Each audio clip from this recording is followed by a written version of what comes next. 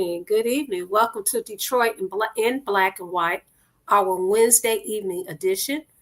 I'm going to introduce the co-host first, and then I want to talk to our peeps out there in YouTube land or wherever. Good evening. We have Allan Lengel, formerly worked at the Washington Post, owner of Deadline Detroit.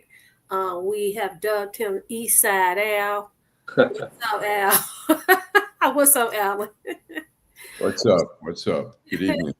And we also have Jim Nardone, the former chief of police for the Trenton Police Department.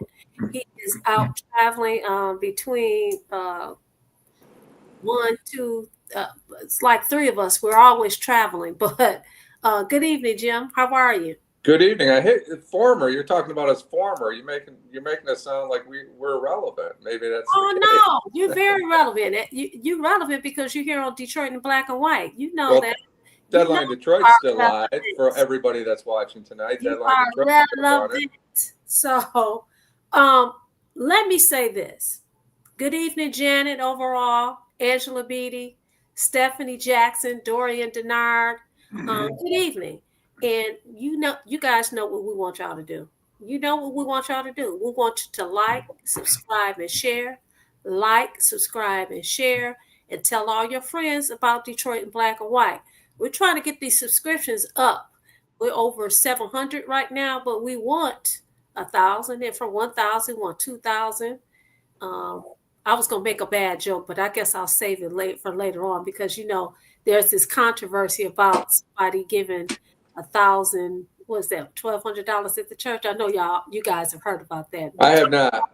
We talked about the church on the show years ago, but we'll get there. So good evening, everybody. So we're going to go around and talk about, let's start off with, let's talk about Eastside Al. Technically, she's right. Dorian says, let's talk about our outrage, Allan. Do you have an outrage today? I do have some outrages from Washington, and then I want to mention some new polls that have come out. There's a new poll out in the mayor's race, and there's an internal poll out on the governor's race. I mean, there's just so many things coming. I mean, Trump wants the Justice Department to give him $230 million for him being wronged for the investigations that he committed criminal acts. They were legitimate indictments.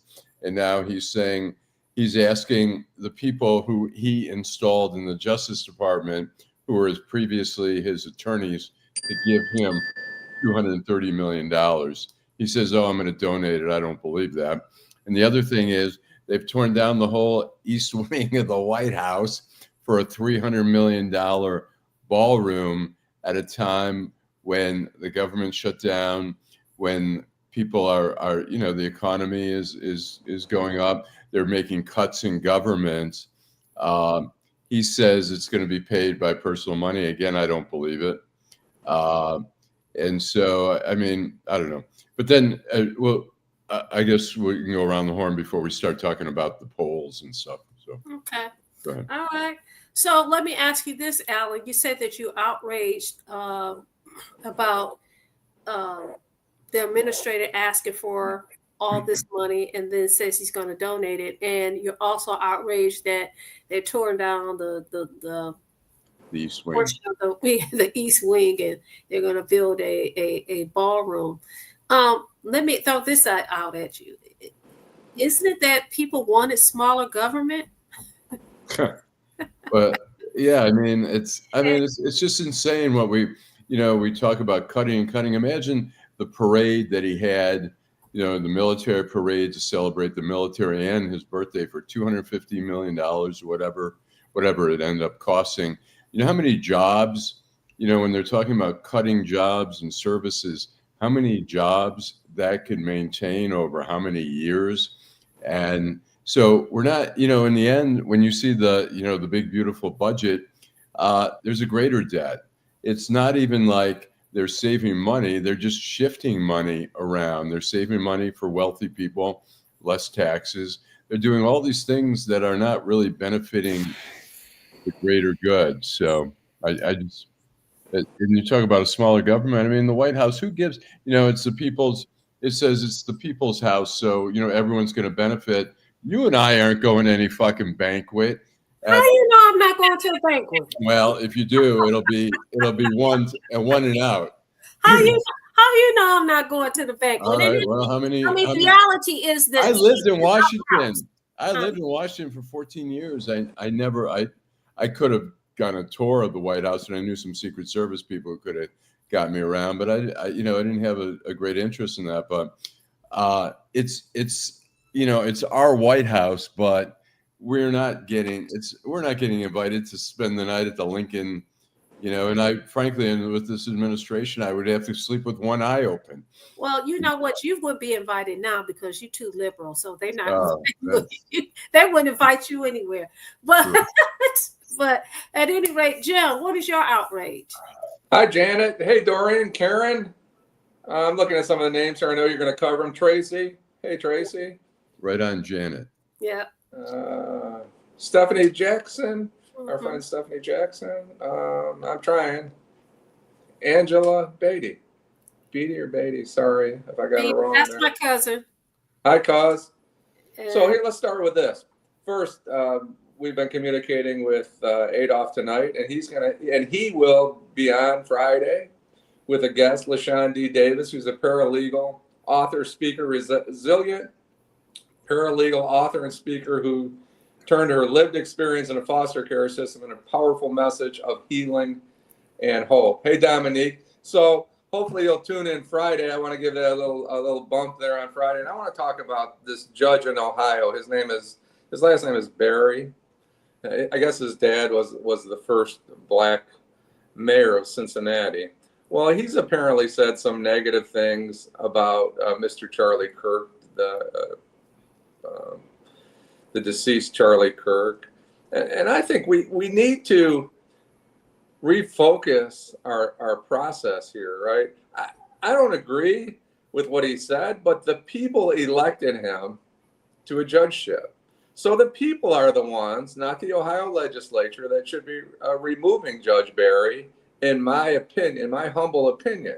We need to refocus our thoughts on so if Charlie Kirk is a First Amendment absolutist, right, and Judge Barry said these horrible things about Charlie Kirk, why don't we move on? Why don't we let Judge Barry and the lady I saw earlier calling Charlie Kirk Hitler, let them speak for themselves, and let's let them embarrass themselves if that's what they're going to do. And I'm not saying he did that. My point is, he can say whatever he wants. He was elected by the people. The legislature has no business getting involved in it. If the community wants to recall Judge Barry, let the people recall Judge Barry or anybody else, or just take your business elsewhere. He's allowed to say whatever he wants. I understand he's representing the government, but he's still an elected judge.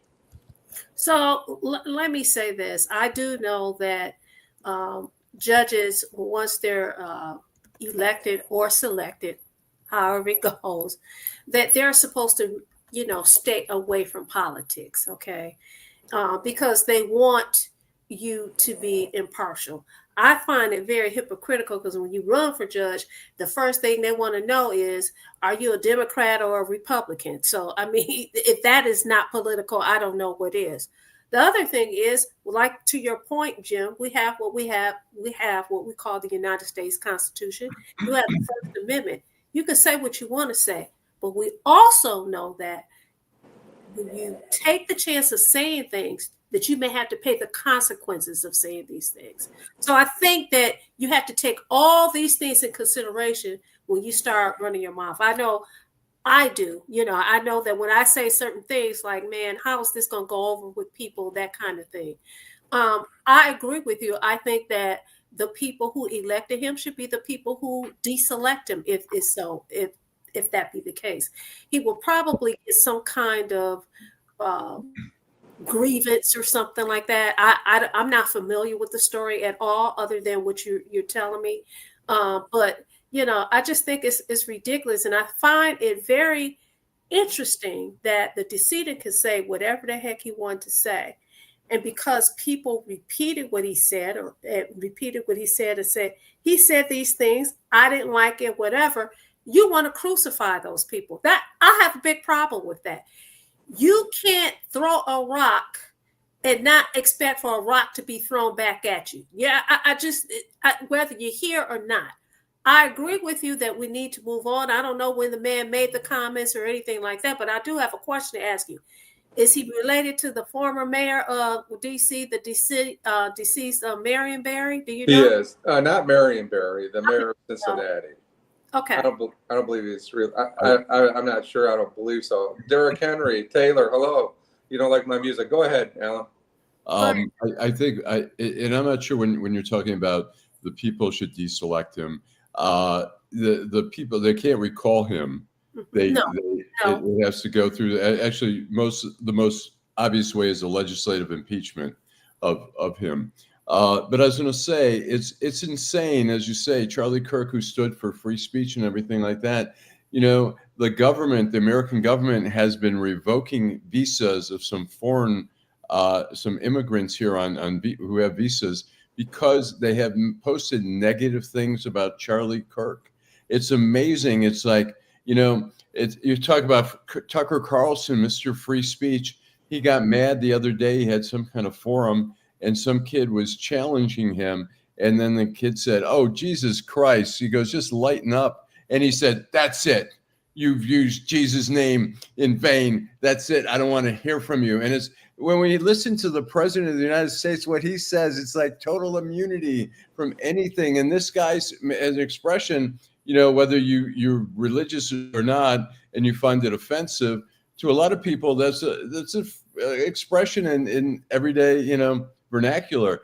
And so it's just amazing the selectiveness. It's like I wrote the president of Hillsdale College, and I asked him if he'd maybe write a column about they're in love with the Constitution at the Hillsdale College. But I asked him, I said, I'd like your opinion on Donald Trump violating the different constitutional amendments and how that plays with Hillsdale College. And I haven't heard back from him, but I would love to see all these lovers of the Constitution who want to shut down free speech in every single way they can. And they scream about oppression of speech and stuff. You know, what would be cool if Adolph was here, because I like to hear what he has to say about both of your outrages. So I have a question that I want to address, or a statement that I want to address by one of our viewers. I don't think he's on here tonight, but I want to address it. And then I want to talk about my outrage. Mr. 1213, I watched a segment of the show. I don't know, one of last week's show. I don't know if it was Wednesdays or Friday, but he indicated that he was disappointed that I did not watch the debate. And I think I said on Wednesday, I didn't watch the debate because I had an engagement last Wednesday. Therefore, I could not watch the debate, but I planned on watching the debate. The debate that I'm talking about is the debate between the mayoral candidates. That would be Pastor Kinlock and Councilwoman Mary Sheffield. So I did watch it. And my take on it is that, you know, Allan, I know you watched it. I don't know, Jim, if you watched it. I know Adolph watched it. I think that people saw a different side of Pastor Kinlock, but I thought it was a typical debate. They went back and forth. I'm sitting there being objective. If somebody is saying somebody won it, I didn't see it. I didn't see it on either side. I really didn't. I think he made some really great points. I think she made some really great points. I think she was very poised. I think that he did what he had to do. I do think that voters need to see people. When you're making these deals and you're in these back rooms talking to people and you're trying to negotiate deals on behalf of your constituents, you got to show people that you're tough. You got to show people that you can handle it. And I think we saw that with both candidates. And I think it's important that the voters see that. So, Mr. 1213, I did see it. And that is my take on it. Like I said, there were people who said, hey, I think she did a great job, and they, giving high fives, and they said the same with him. And, they did, but did somebody win? As far as I'm concerned, no, not at all. That's my take on it. A lot of great comments, Vanessa. Maybe we should take a break and then. Oh, yeah, we'll take comments, go to the break, and then we'll come back to you, Allan. Okay? Hello, Detroit. This is Deputy City Clerk Andre Gilbert, reminding you that early voting begins Saturday, October 25th, and runs through Sunday, November 2nd. You can cast your ballot at one of our 9 early vote centers from 9 a.m. to 5 p.m. In this general election, we will elect the mayor, city council, city clerk, and other city officials who will shape our future. To find the location nearest to you or to learn more, visit us at detroitmi.gov/elections or call us at 313-876-0190. I'd like to personally invite you to our Party at the Polls block party on Saturday, October 25th from 9 a.m. to 5 p.m. at 2978 West Grand Boulevard, as we proudly kick off early voting. Let your voice be heard and vote early. Our future is in your hands. We're back, Detroit in Black and White, Wednesday evening edition. Listen, I want to tell all of you guys that are watching this show, thank you so much. We also want you to ask you to do this. We want you to like, subscribe, and share. We got some new viewers here, but we also want you to tell your people about the greatest show on these YouTube streets. I want to say good evening to Jen. Overall, she says her friends and she and her friends ask questions. Are we on another planet? Is this real? What world is this? Stephanie Jackson says, are you mad about the money? She's asking you, Allan, are you mad about the money paid to Queen B? Doela Boy, she said, hey, y'all. And I say, hey, y'all. Hey, girl. Hey. Dominique say, hey, y'all. Marcia Gilmore, she said, love the glasses. Thank you. You love the specs. Hey, Cheryl White. Hey, girl. Dorian Denard said, Barry, that B set me up. And he laughed. He's talking about the former mayor of D.C.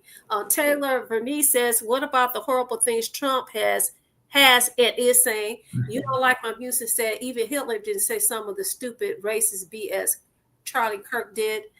Due process isn't a thing nowadays. Excuse me. Derek Henry said, good evening, family.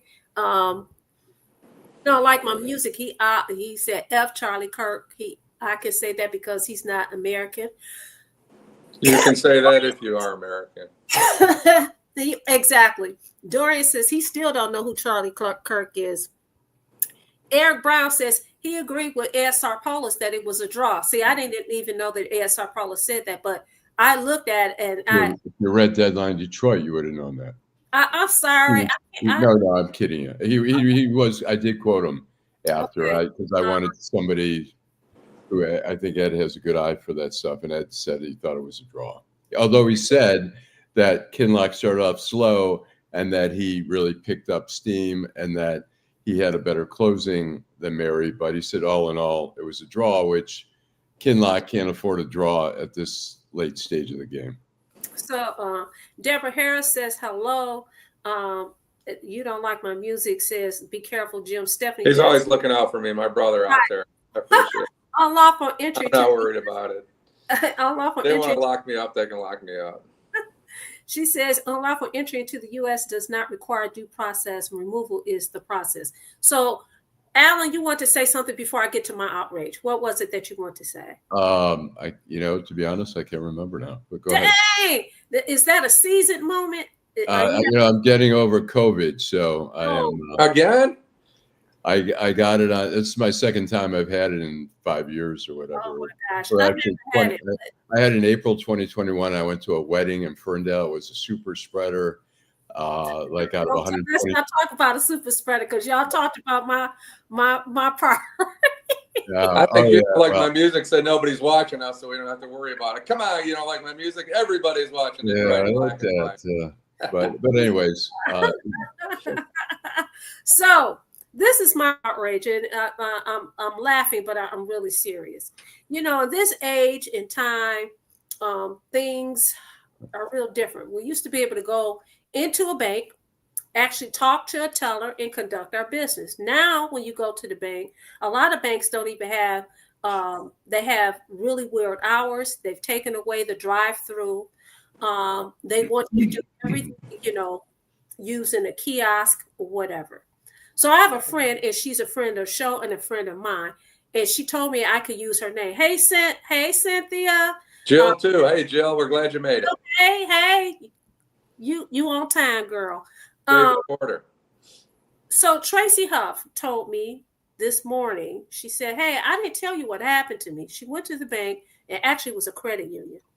And she said, I took out $180. And at the kiosk, they ask you, how do you want the money? And she said she asked for two $50 bills, because she got 280. She had 20s and a 5. So however, it came up to $180, but she had two $50 bills. She goes to enjoy herself. She met some friends, and she goes to the casino. This is the same day. She take the money that she got out of the bank. And guess what? She couldn't use the money because the $50 bill, one of the $50 bills that she got from the bank, was counterfeit. Wow. Goes back to the bank with the receipt. And when you go through, when you go in the lobby there, because they got rid of the drive-through, and a lot of banks, you get rid of the drive-through, right? So you have to use technology to do everything. She goes with the receipt. She says, I know that you guys have a video of me here. They told her they couldn't do anything about it. They don't know whether or not that was the $50 bill that she got at the bank.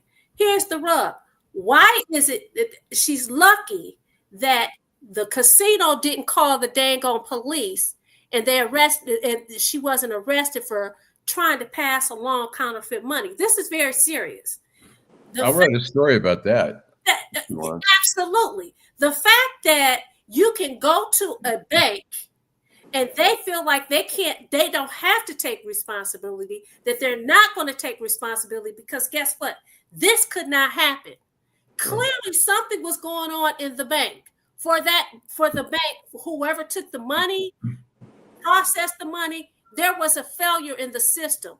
But can you imagine what would have happened if they had called the police for her trying to pass on counterfeit money?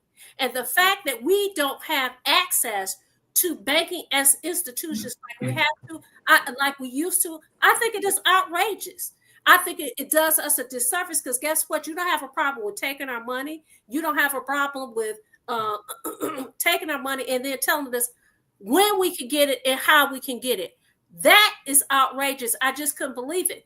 When she went to the bank to try to have it rectified, they told her, file a report and we'll do an investigation. So fortunately, it was $50, but clearly it was her $50. Right.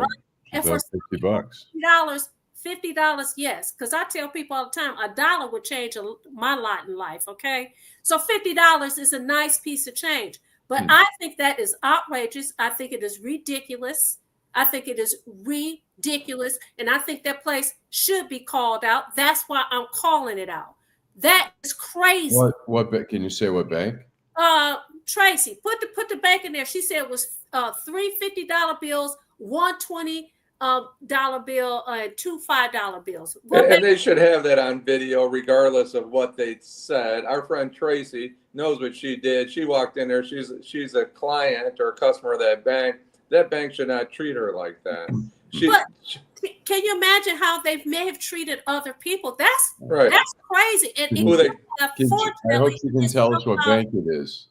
I don't believe our friend Tracy will stand by it. I mean, she's people get pushed around. I don't see Tracy getting pushed around. She told him that. She said when she went to the bank, she said, so I'm supposed to be without my money? And they said, well, you just file a report and we're going to investigate it. Fortunately, it fortunately was her. And people can tell you, I can be hot sometimes, but most of the time I'm even keel.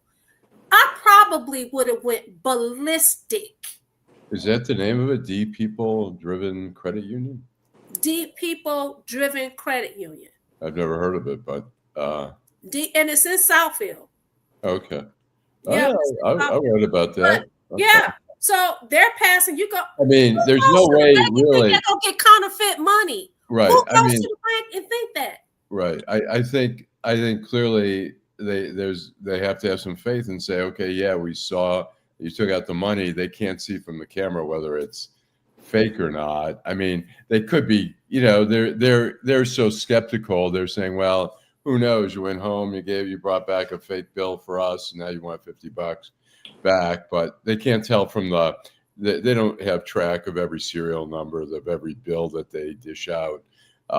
That's only the FBI does that when they do a sting. They make sure they know every serial number. Well, that's interesting. Yesterday, I was giving back too much change at a restaurant. Oh, it's People Driven Credit Union. I returned the money. They act like I was from Mars, or like, are you serious? You're giving us back our money? It's not my money, right? Yeah. The bank needs to stand up and do what's right for their client and our friend. Absolutely.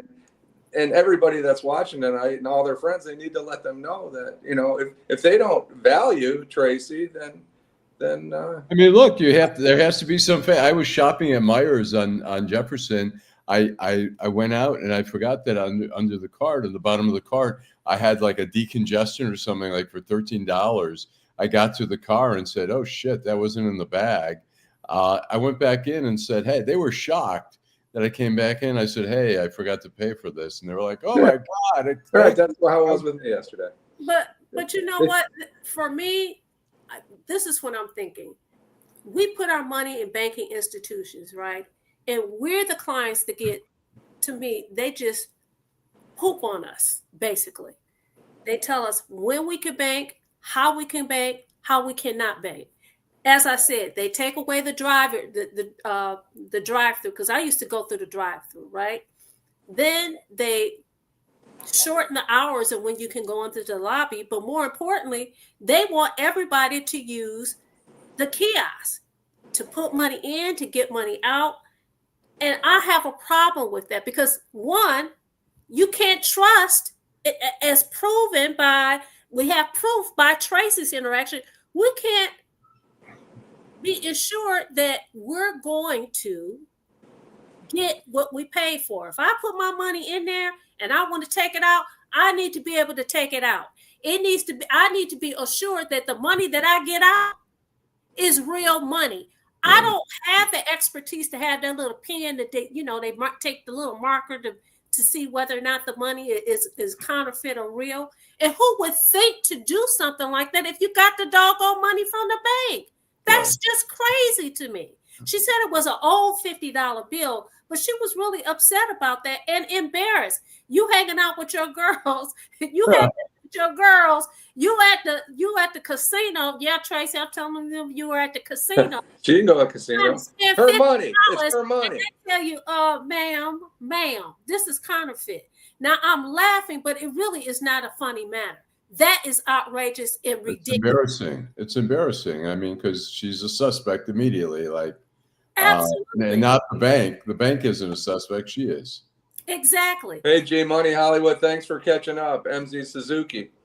Yeah. The banks are providing clues to the future. Cashless society. There was another one. Deborah Harris. There was another one from Deborah here. I'm missing somewhere. Yeah, she said GFCU Financial. Miss Sheila. Thank you. Yeah. So I don't know how you guys feel about a cashless society. I don't like it, but we see it all. I see it all the time. When I was out of town this past weekend,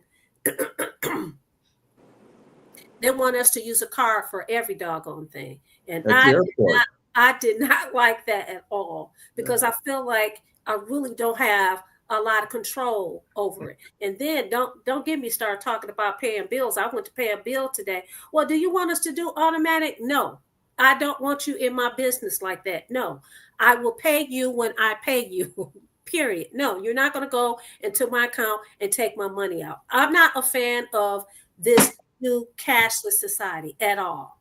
I've been to the airport. Get other money. I'm glad you have more than $180 in the bank. Go ahead, Allan.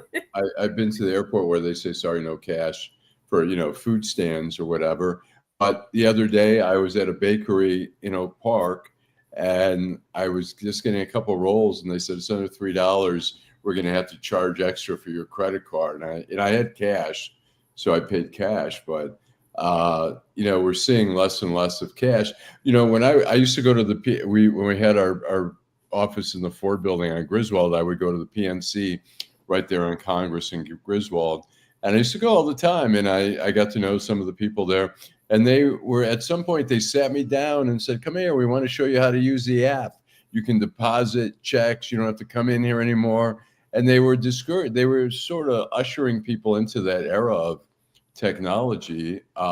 It's the same thing with newspapers. I mean, they're hoping one day never to print another paper where they have to load them up on the trucks and hire truck drivers and printers and stuff like that. They'd love for everyone just to be online. So. Yeah, well, I think technology can be great, and it is great in some instances, but it's not the king, and it's not a situation where you don't have errors. And clearly there was an error, but guess what? Because we rely on this machine, and because we're the bank, it could not have been a mistake. You had to have done something wrong. Big problem. And I have a big problem with that whole cashless thing. As Ms. Suzuki says, you can't even use cash at Little Caesars Arena. Nope, you can't use it at the Detroit Opera House either.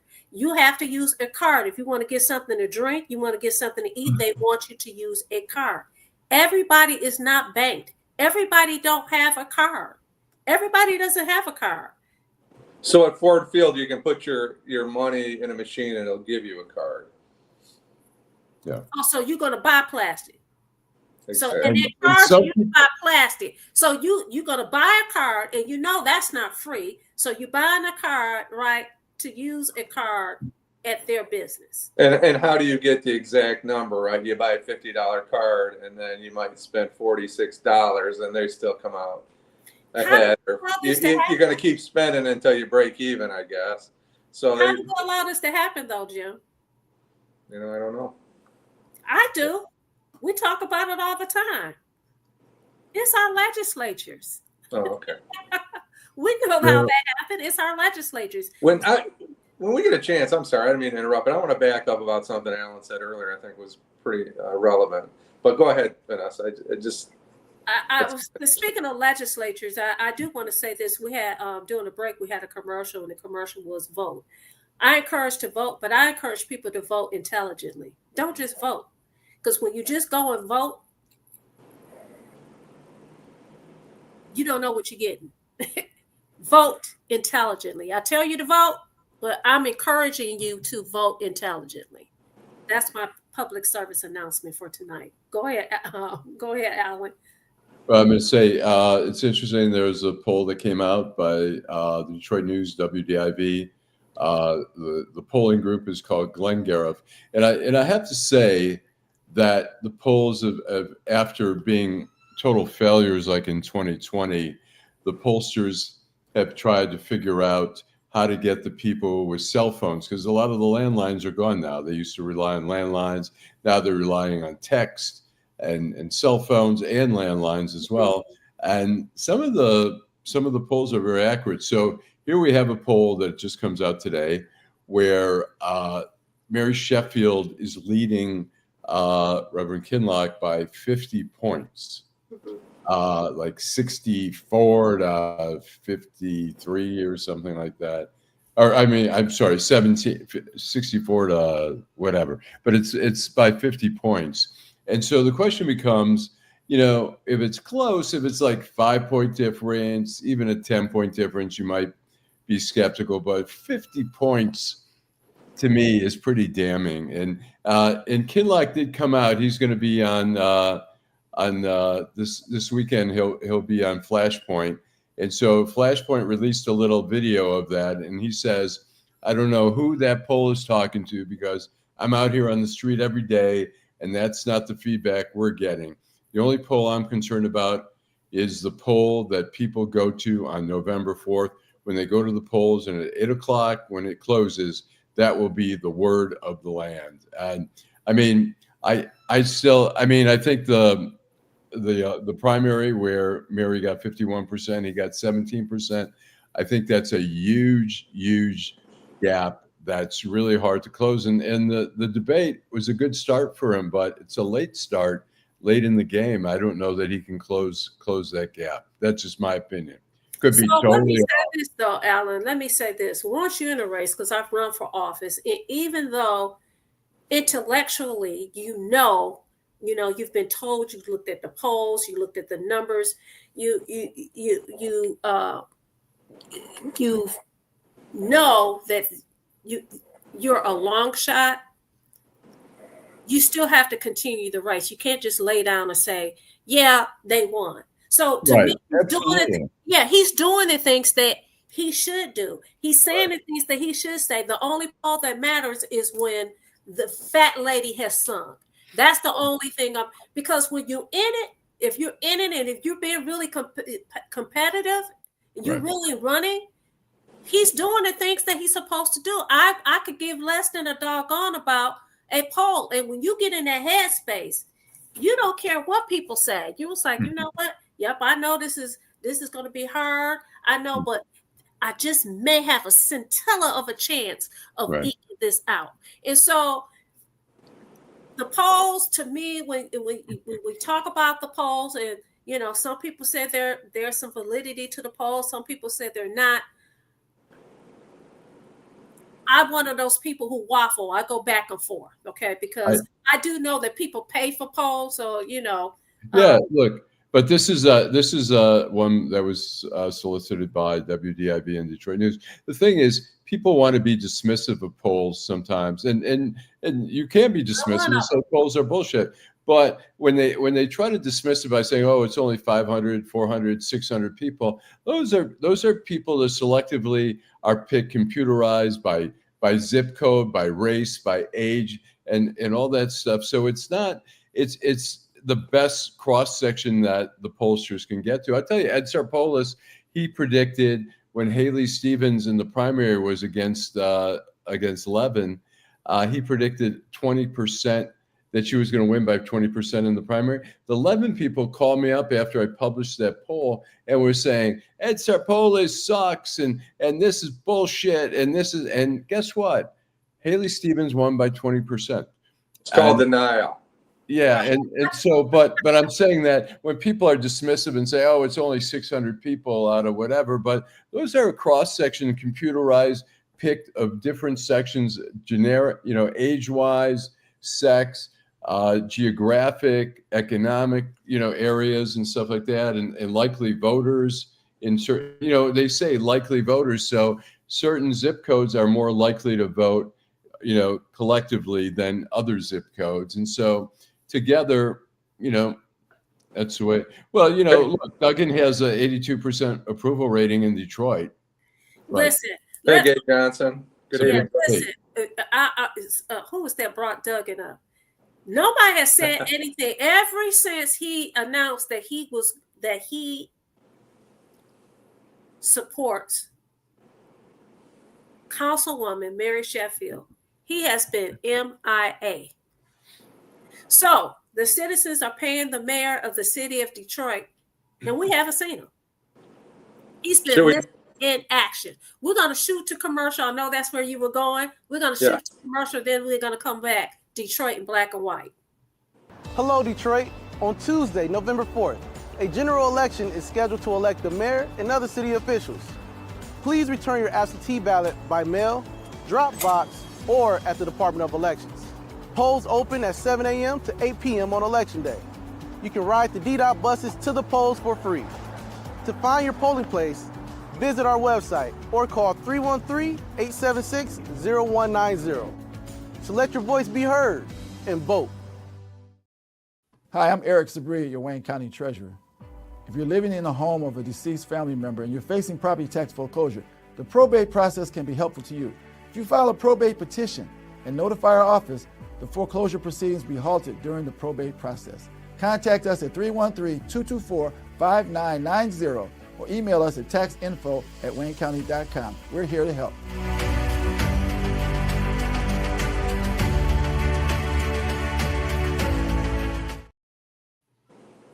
we're back. Detroit Black and White, our Wednesday evening edition. I want to give a shout out to Miss Suzuki, Dorian, Denard, Eric Brown, G Money Hollywood, Miss Sheila, David Porter. Dorian's always right on. I mean, Dorian can So I'm going to read some of these comments. So we have Dorian, who says tons of fake cash out here. He says be suspicious of the Bitcoin thing. He believes that what happened to Tracy was an inside. It was a good chance that it was an inside job. I totally agree. I don't know what Miss Sheila is talking about, but she says that's discrimination. Eric says something about the poll. Sheila says vote for policy, please. Dorian says if you voted intelligently, you wouldn't vote. Citizens United is the causation of voter apathy mixed with conspiracy theories. David Porter said, finally, I'm thinking he's talking about Pastor Kinlock. I'm not sure. Eric says that poll, Allan, still only had a sample size of 400 to 500 people. G Money says the polls are not at all an adequate measurement of where people are leaning. However, I do think that she will win in a landslide. I hope he makes it close. I would like to see a nail biter. Eric says also he was already scheduled to be on Flashpoint. David says he has been lying down since the primary. So Dorian says he should have run for Congress. Gay Johnson, hey Gay, thank you for watching Detroit Black and White. That's one of my sorors. Jill Sheridan says she's always wondered why. She always wondered who they were polling. I think a lot of people have a tendency to not participate in them. I couldn't agree more. I'm going to tell about my experience. Allan, Eric said he's taken a methodology as well as a qualitative analysis course. A sample size for a poll of less than 500 people with an electorate base of over 300,000 is not reliable. And he said, by the way, he received an A in both classes. I'll say that most polls are between. Let's let Allan respond. Right. I got to say this. Not accepting cash is discrimination, is what Ms. Sheila said. Yeah. And I agree with her. Okay, go ahead, Allan. I would say most polls are between 400 and 600 people, whether they're statewide polls or city polls. So Eric and I may differ on that. I think that you can find an adequate number that, look, if you keep screwing up and you're that off and you're only using a certain number, then you say, okay, maybe I need 500 or 600, or 700, whatever it might be. But I think normally that's pretty typical between 400 to 600. And how do we know they close the polls 5 minutes after and there's 5% of the vote in and they're calling elections? So there's some indicator. I mean, it's the same kind of thing, right?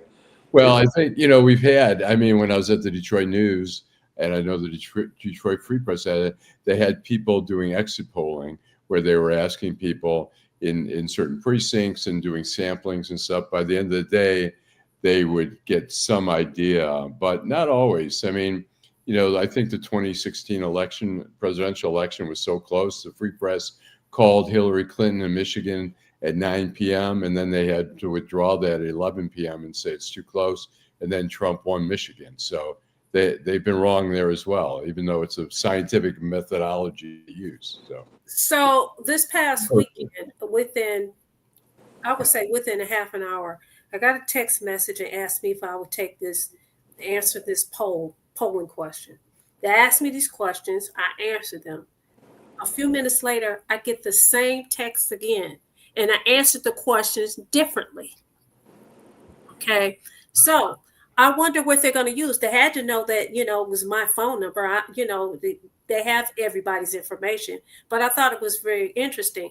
I have only been called on the telephone once to participate in a poll, and because of my personality, I'm like, I'm not participating in this. Get off my phone. Yeah. And everybody participates. a lot of people don't respond. We get texts, now we get texts asking, do you want to take a poll?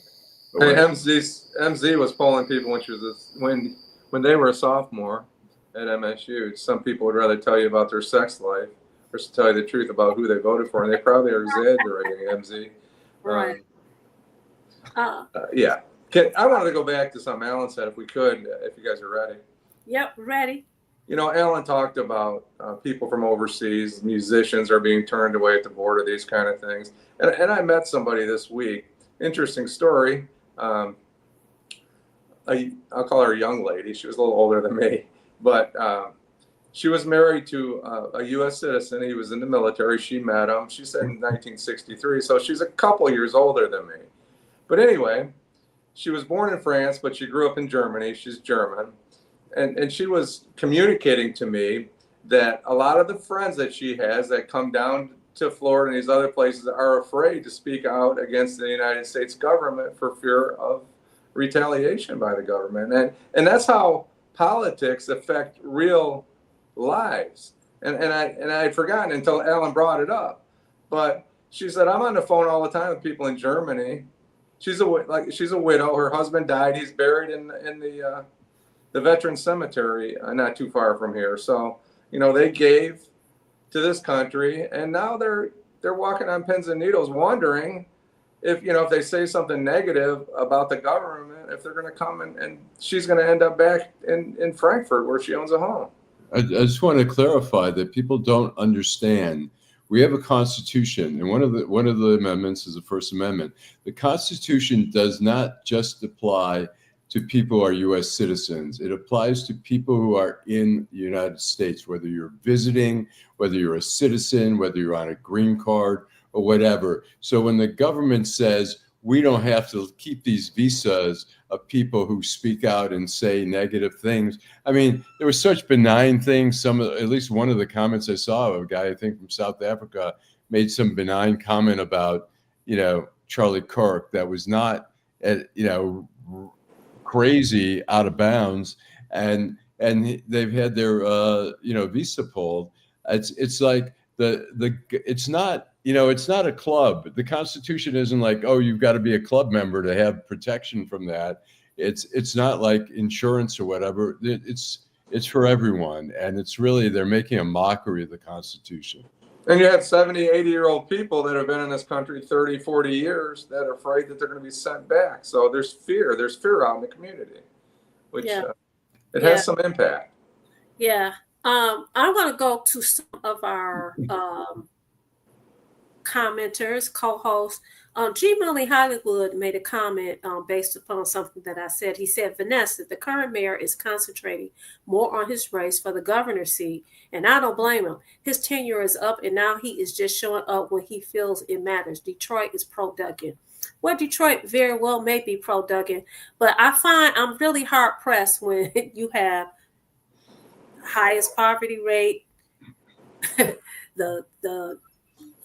you have so many kids who are failing in the public school system.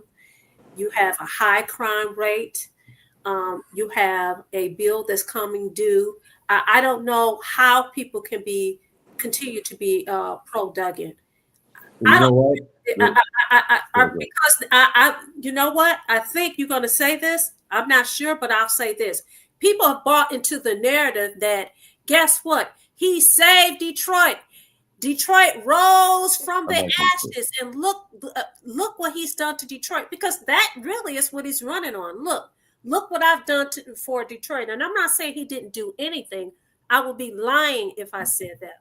What I'm saying is to paint a picture as if everything is perfect and everything is great, I think is wrong, and it's dishonest and it's disingenuous. And while his tenure may be up, his tenure is not up until we have a new mayor. You are supposed to still be on the job, not on the job running for another office.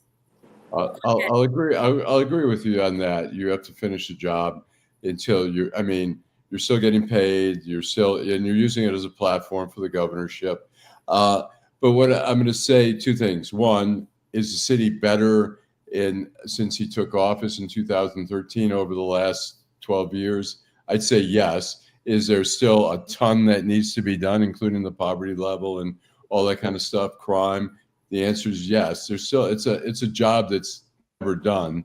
But I was going to say on the school system, you know, one of the reasons we have the schools the way they are is because we accept it. Right. We accept it. We don't know who the school board members are. You know, the majority of people. We don't know the superintendent, what he's doing, what he's not doing. I know when I drive down Woodward, there's a big billboard about Oak Park schools, like come to our schools. People are cherry picking off the students here because they can offer something better. And why we tolerate a public school system in a city that we call great and that we brag about is like, that's something we can't really brag about. And it's an integral part of a city that has families and children. And we allow it. We say it's okay.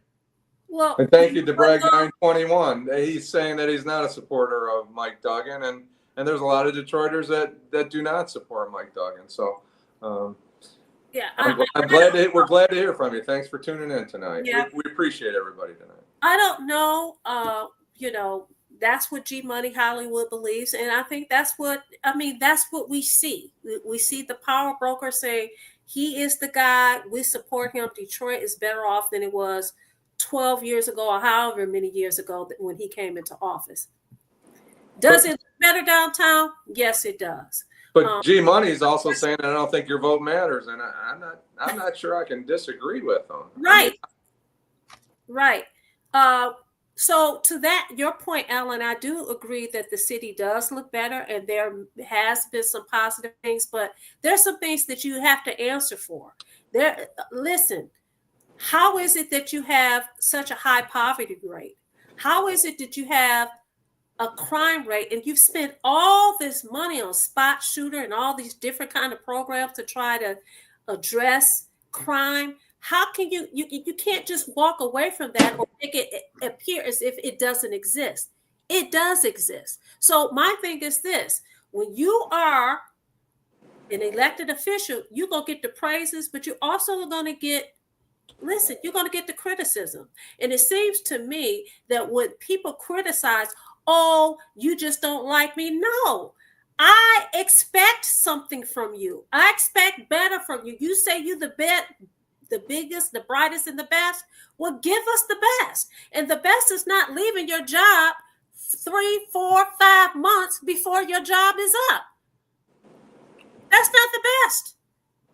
Well, unfortunately, I think we see that in a lot of instances when people start running for office. You know, is Jocelyn Benson doing her job as Secretary of State? We don't know, but she's campaigning. The same goes for her too. So Eric says a Republican will be the next. I got a problem with it. Go ahead. The next governor. I think the Republican, if it's John James, I think he will. What do they call that? Win place and then show. I think John James will come in third place, personally. But I guess we'll see what happens. So who do you think will come in first place? I'm not sure he'll come in first place. I believe Jocelyn Benson, when this thing gets going, will be a force to be reckoned with. But we'll see. Maybe she won't. Maybe she'll wilt. She'll have money. She'll have money from Stephen Ross. We shall see. The best thing that Democrats and Independent has is John James. He helps them. Well, yeah, I mean, we'll see. It could be very close. I mean, I don't rule out Duggan. It's very early in the race. Sure. I can say this: if it's next August and Duggan is polling really poorly, I think the Democratic Party is really going to put a full court press on him to drop out. But, you know, it's a long race. He's got big Republicans and Democrats behind him. He's got big money behind him. I'm sure he'll have Dan Gilbert. He's got Bill Ford behind him. He's got people. He's got Dan Gilbert, Pete Carmanos, Roger Penske. He's got some money. He doesn't have a name outstate like in the UP and Grand Rapids, but he's working on it. He's a machine. He's a politician. So I wouldn't rule him out either. Jocelyn Benson either. I mean, I know. I we've didn't say talked she would about win. I Garland said she would be a Gilchrist. force to be reckoned with. Yeah, And Dorian believes I that got Duggan what you're will win. saying, Jim. We've talked about Garland Gilchrist, and then the other Democratic candidate for governor is Sheriff Swanson out of Genesee County, who's polling pretty low at the moment. He's got that area of Flint. He's popular in that area, but outside of that, he was doing commercials for Kamala during the 2024 campaign. And I think he spoke at the DNC, but I don't see him coming to the forefront either. So, Well, G Money Hollywood has made a very interesting comment, and I'm going to read it. He said, Mike Duggan has charisma over Detroit, just like President Clinton had charisma over the Black community nationwide. In the end, the communities didn't get ahead. No difference. Duggan has the media. What do you have to say about that, Jim? I'll take Jim before I take Allan. I'm sorry, what's the question again? The statement was Duggan has charisma over Detroit like President Clinton had charisma over the Black community nationwide. In the end, the communities didn't get ahead. No difference. Duggan has the media. I don't have to add anything to that. I'm good. What about you, Allan? I'm not going to speak for everybody here. Do I think? Look, Detroit is I don't know what percentage of white and Black vote or whatever, but we're in a majority Black city. Duggan has had 3 terms. He's gotten reelected the last term. I think he won by Anthony Adams like 74% to whatever the difference. Wasn't even a race. I don't even know why you. Yeah, but I'm saying, He didn't even debate the guy. I guess the question is, are there any Black people in Detroit who are better off since Duggan's in office? I'm going to say yes. And to make a blanket statement to say no Black people are better off at all, I'll disagree with that. But has he done? I mean, people complain that Obama, that he didn't do enough for Black people. Look, the city still needs a lot of help, and whoever wins this race, which is probably going to be Mary Sheffield after 4 years, you think she's going to have it all? Like, everything's going to be spit polished, and everything's going to be. She's not going to be the media darling that she is now. I just don't. Well, she does well. I just don't see it. She makes 1-2 mistakes, it's over for her. She's not going to get the same kind of love that Duggan gets from the media. It's just not going to. I just don't believe it. Now, when you said that, did you think that some Black people benefited as a result of Duggan being in office? I'm going to say I know people who said yes. They say their property values went up. I have no reason not to believe that. So there was some benefits. I'm not saying everything that he did was not beneficial. I'm saying there's some good and there's some bad there. And he's running on the picture that he's painted is not a full picture. I'm sorry. It's not. So, well, listen, I have not made a decision because it's not here yet. I haven't made a decision as to who I will vote for governor. But I will tell you this: there are some expectations there. Yeah. Go ahead, Allan. No, I agree with you. Look, it's some people have not done better. Some neighborhoods have not done better. Some neighborhoods have done better. Some, it's easy to sort of pick and choose and make blanket statements, and we can certainly say it's not everybody's benefited and some have. And but I moved back here from DC in 2011, and I remember driving down Woodward and going, wow, before there was any development, and thinking, wow, I forgot how run down. And then within and look, without Dan Gilbert, Duggan would not have had the level of success that he had. I mean, Dan Gilbert gobbled up tons of skyscrapers and built everything. I mean, when you go downtown now, there's a little bit of Michigan Avenue in Chicago down there for what it's worth. There's an Apple store, there's a Nike store, there's restaurants, there's foot traffic, there's people going to clubs now. And when you used to go back in the old days, you go downtown at night on a Saturday, and the only thing happening was Greektown and maybe a couple little spots here and there. But for the most part, downtown was non-existent. So, but let's say this though, a lot of the things that we see here downtown, a lot of those things were in place to happen before he even came into office. Somewhere. He's getting credit for things that Kilpatrick had put in place. Now, people could say what they want to say about Kilpatrick, but it's true. Some of the things that Kilpatrick did, he benefited from the mayor that was before him. So, Hey, we got to let our friends go. We're taking too much of their time here. I wanted to say Dan Gilbert. I think Dan Gilbert didn't move his people in until after Kwame left in 2008. I think Dan Gilbert didn't bring his people in from like Farmington or whatever till 2010 or 11 or something like that. Thank everybody, Vanessa. Yeah. Everybody that tuned in. I want to thank everybody. Mr. Duckett, we didn't get to your comment, but we'll address it Friday. Somebody will address it Friday when they come on. Friday when Detroit Black and White comes on Friday evening at 8:30 to 9:30. Thank all of you guys for watching. Thank all of you guys for participating. I'm thanking you in advance for telling all your people about the greatest show on these YouTube streets. We'll see you again Friday evening, 8:30 to 9:30 p.m. And then again Saturday morning from 10 a.m. to 11 a.m. Thank you so much. And our leader will be back Friday, so give him some support, friends, please. All right. Peace. Bye.